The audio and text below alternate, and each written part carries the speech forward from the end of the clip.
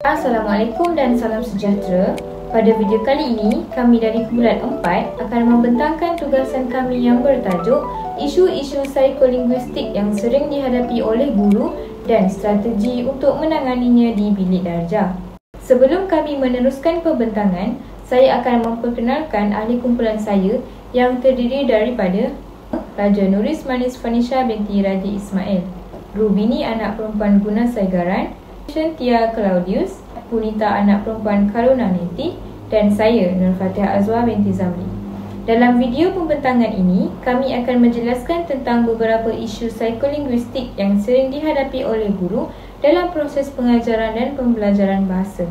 Kami juga akan menerangkan strategi serta pendekatan yang boleh digunakan oleh guru bagi membantu pelajar yang mengalami masalah atau gangguan bahasa. Akhir sekali, kami juga akan menyimpulkan kesan dan kepentingan pemahaman psikolinguistik dalam membantu murid menguasai bahasa dengan lebih baik. Secara ringkasnya, psikolinguistik ialah bidang yang mengkaji bagaimana manusia memproses, memahami dan menghasilkan bahasa. Dalam konteks pendidikan, aspek ini sangat penting kerana tidak semua murid mempunyai keupayaan bahasa yang sama. Ada murid yang menghadapi gangguan pembelajaran bahasa seperti dileksia, pelat atau kelewatan perkembangan bahasa. Oleh itu, guru perlu memahami faktor-faktor psikolinguistik yang mempengaruhi keupayaan murid berbahasa supaya pengajaran dapat disesuaikan dengan keperluan mereka. Melalui kefahaman ini, guru bukan sahaja dapat membantu murid menguasai kemahiran bahasa dengan lebih baik, tetapi juga dapat mewujudkan suasana pembelajaran yang lebih inklusif dan menyokong perkembangan emosi serta kognitif murid. Yang seterusnya saya akan terangkan tentang definisi psikolinguistik dan kepentingannya dalam bilik darjah. Secara ringkas, psikolinguistik ialah bidang yang mengkaji hubungan antara bahasa dan proses mental manusia. Ia meneliti bagaimana seseorang memahami, menghasilkan dan mempelajari bahasa, termasuk aspek seperti ingatan, perhatian, dan perkembangan kognitif. Dalam konteks pendidikan, psikolinguistik amat penting kerana ia membantu guru memahami bagaimana murid berfikir dan memproses maklumat bahasa. Dengan kefahaman ini, guru dapat menyesuaikan kaedah pengajaran mengikut keperluan murid. Contohnya, bagi murid yang lambat memahami arahan, guru boleh menggunakan pendekatan visual atau aktiviti berulang. Selain itu, psikolinguistik juga membantu guru mengenal pasti murid yang mempunyai masalah pembelajaran bahasa, seperti dileksia atau kelewatan pertuturan. Secara tidak, yang seterusnya saya akan terangkan atau kelewatan pertuturan. Secara tidak langsung, pengetahuan ini membolehkan guru merancang strategi pengajaran yang lebih inklusif dan menyokong perkembangan bahasa murid dengan lebih berkesan. Saya akan menerangkan tentang objektif pembentangan kami. Pembentangan ini dijalankan dengan beberapa objektif utama. Pertama, untuk menjelaskan maksud dan konsep psikolinguistik supaya kita dapat memahami kaitannya dengan proses pembelajaran bahasa. Kedua, untuk mengenal pasti isu-isu psikolinguistik yang sering dihadapi oleh guru semasa proses pengajaran, seperti gangguan bahasa dan kesulitan perkembangan bahasa. Ketiga, untuk menganalisis kesan isu-isu tersebut terhadap pembelajaran murid, sama ada dari segi kognitif, emosi, atau komunikasi. Akhir sekali, objektif kami adalah untuk mencadangkan strategi yang boleh digunakan oleh guru bagi menangani cabaran psikolinguistik di bilik darjah agar pengajaran menjadi lebih berkesan dan inklusif. Saya akan membentangkan tentang psikologistik yang berkaitan dengan gangguan pembelajaran bahasa, khususnya disleksia dan digrafia. Disleksia ialah gangguan pembelajaran yang menyebabkan individu menghadapi kesukaran membaca dan mengenal huruf serta mengeja atau perkataan. Walau bagaimanapun, tahap kecerdasan mereka adalah normal. Dari sudut psikologistik, disleksia berpunca daripada gangguan dalam memprosesan fonologi otak, iaitu kesukaran mengaitkan bunyi huruf fonem dengan simbol bertulis iaitu grafem. Murid yang mengalami disleksia sering keliru dengan bentuk huruf. Contohnya huruf P dan D atau P dan Q, dan ada kalanya membaca secara terbalik. Digrafia pula iaitu gangguan pembelajaran yang melibatkan kesukaran menulis dengan betul dan teratur. Masalah ini bukan disebabkan oleh kemalasan atau kurang kebolehan intelektual, tetapi berpunca daripada gangguan koordinasi motor halus serta pemprosesan bahasa yang lemah. Murid disgrafia biasanya sukar membentuk huruf, menulis dengan tidak kemas, menulis dengan lambat dan kadang-kala menghasilkan struktur ayat yang tidak tersusun. Kesan gangguan ini terhadap pembelajaran murid, kesukaran menguasai literasi asas, iaitu murid menghadapi cabaran dalam membaca teks, memahami arahan bertulis dan menulis nota dengan tepat. Akibatnya, prestasi mereka terjejas dalam semua mata pelajaran yang memerlukan kemahiran membaca dan menulis. Yang kedua pula, menjejaskan keyakinan diri dan motivasi pelajar. Kegagalan yang berulang kali menyebabkan murid berasa rendah diri, malu dan hilang minat untuk belajar. Mereka juga sering dilabel sebagai lemah atau malas oleh rakan sebaya dan kadang-kala oleh guru sendiri.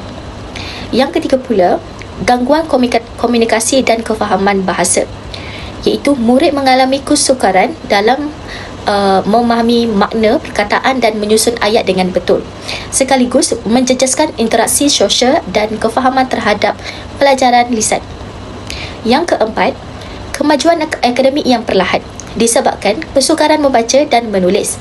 Murid memerlukan masa yang lebih panjang untuk memahami pelajaran atau menyiapkan tugasan. Yang terakhir, keperluan intervensi dan sokongan khas. Oleh itu, murid yang mengalami disleksia atau disgrafia memerlukan pendekatan pelajaran yang khas. Antara penggunaan bahan visual dan audio, latihan fonik serta aktiviti yang melibatkan motor halus bagi membantu mereka menguasai kemahiran bahasa dengan lebih berkesan. Guru sering berdepan dengan pelbagai cabaran bahasa dalam kalangan murid seperti gagap, lambat bertutur, kosakata terhad dan masalah komunikasi sosial. Isu-isu ini bukan sahaja menjejaskan keupayaan berbahasa, malah turut mempengaruhi keyakinan diri dan prestasi akademik murid. Sebagai contoh, murid yang gagap ketika membaca kuat di hadapan kelas sering berasa malu apabila diejek rakan. Dalam situasi ini, guru perlu menunjukkan empati dengan membimbing secara individu dan memberi peluang membaca dalam kumpulan yang kecil terlebih dahulu. Bagi murid yang mempunyai kosakata terhad, guru boleh menggunakan kad bergambar atau senarai perkataan mudah bagi membantu mereka membina ayat yang lebih lengkap, contohnya daripada saya makan kepada saya makan nasi dengan kawan di kantin. Masalah komunikasi sosial pula sering dialami oleh murid autism atau murid yang kurang keyakinan diri. Guru boleh membantu dengan melibatkan mereka dalam aktiviti berpasangan dahulu sebelum menyertai kumpulan-kumpulan yang lebih besar supaya mereka dapat menyesuaikan diri secara berperingkat. Selain itu, murid dewi bahasa juga sering keliru dalam struktur ayat. Seperti, teacher, I sudah makan. Guru boleh membetulkan dengan lembut dan mencontohkan ayat yang betul seperti saya sudah makan cikgu agar murid boleh belajar melalui peniruan positif. Kesimpulannya, kesukaran perkembangan bahasa bukanlah penghalang kepada kejayaan murid jika guru bersikap empati, kreatif dan menyediakan persekitaran pembelajaran positif. Dengan strategi yang betul, murid dapat menguasai bahasa, membina keyakinan diri dan mencapai potensi sepenuhnya. Saya nak membentangkan tentang strategi guru. Pendekatan multisensori membabitkan penggunaan 3 deria adalah penglihatan, iaitu mata, pendengaran, iaitu telinga, sentuhan, iaitu tangan, bagi membantu murid lebih memahami konsep tersebut. Seterusnya ialah pendekatan scaffolding dapat meningkatkan pembelajaran murid dan guru, dapat memberi sokongan yang sesuai mengikut keperluan murid. Apabila murid menguasai, guru akan mengkurangkan sokongan perlahan-lahan apabila murid dapat menunjukkan peningkatan dalam pengajaran. Dengan ini, cara latihan secara berulang pula penting untuk murid dalam meningkatkan pembelajaran. Latihan secara berulang dapat mengukuhkan pemahaman dan membantu murid menguasai sesuatu kemahiran dengan baik. Strategi seterusnya ialah strategi bilik darjah. Strategi di bilik darjah dapat mewujudkan suasana pembelajaran yang kondusif. Malah, guru perlu membentuk suasana positif agar murid berasa gembira dan selamat. Padahal, guru perlu membina strategi kumpulan kecil kerana guru boleh memperhatikan murid-murid secara individu. Hal ini dapat meningkatkan tumpuan belajar dan guru dan memberi sokongan yang tambahan. Strategi bilik darjah yang guru boleh mengamalkan adalah permainan bahasa. Murid zaman ini suka bermain aktiviti ini terutama dalam teknologi. Guru boleh menggunakan aktiviti seperti teka silang kata, padahan perkataan dan aktiviti fonik menggunakan aplikasi Wordwall, puzzle dan Bamboo. Murid dapat menambah minat dan meningkatkan minat murid dan mereka berasa seronok lebih memberi tumpuan di dalam pelajaran. Akhirnya, sokongan luar. Seterusnya, guru perlu menggunakan strategi sokongan luar bilik darjah memainkan peranan dalam membantu perkembangan murid. Salah satu sokongan luar ialah kerjasama ibu bapa. Sangat diperlukan bagi memastikan pembelajaran murid diteruskan di rumah melalui aktiviti seperti membaca bersama ibu bapa. Jika murid menunjukkan keperluan khas, rujukan kepada pakar seperti ahli terapi pertuturan. Dalam ini, sokongan teknologi juga memberi manfaat untuk menyediakan bahan bantu belajar yang inovatif dan interaktif dalam menyokong pembelajaran murid. Baiklah, seterusnya saya akan membentangkan tentang kesan terhadap murid memahami isu psikolinguistik dalam pengajaran bahasa. Yang pertama, dari segi penguasaan bahasa. Apabila guru memahami keperluan psikolinguistik pelajar, mereka akan dapat menggunakan kaedah pengajaran yang lebih berkesan. Sebagai contoh, murid yang mengalami disleksia akan lebih mudah membaca dan memahami perkataan apabila guru menggunakan bahan bantu seperti kad impas bergambar atau aktiviti bacaan berulang. Pendekatan ini membantu murid meningkatkan kemahiran membaca dan menulis dengan lebih baik. Yang kedua ialah keyakinan diri. Apabila murid dibimbing dengan cara yang sesuai dan tidak dipaksa, mereka akan lebih yakin untuk berkomunikasi. Contohnya, murid yang mengalami gagap mula berani memberi jawapan dalam kelas apabila guru menggunakan aktiviti seperti permainan peranan atau perbualan pasangan. Ini menunjukkan bahawa pendekatan psikolinguistik dapat membantu membina keyakinan diri pelajar dalam berbahasa.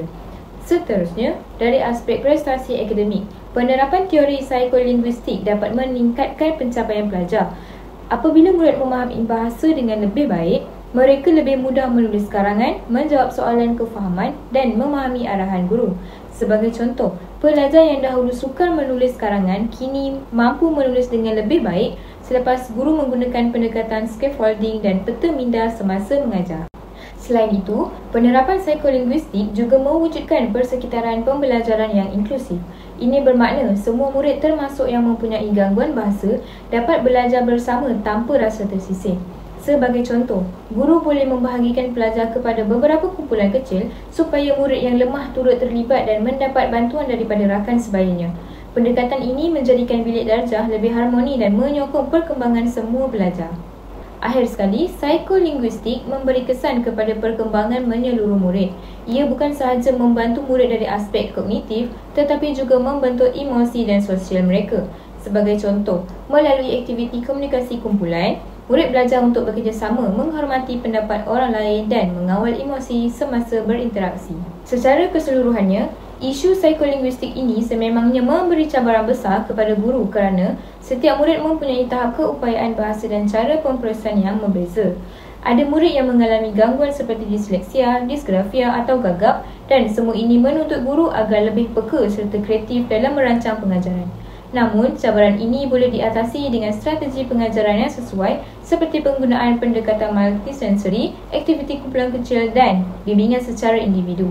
Peranan guru dalam konteks ini amat penting kerana guru bukan sahaja menyampaikan ilmu bahasa tetapi juga berfungsi sebagai pembimbing dan penyokong kepada murid.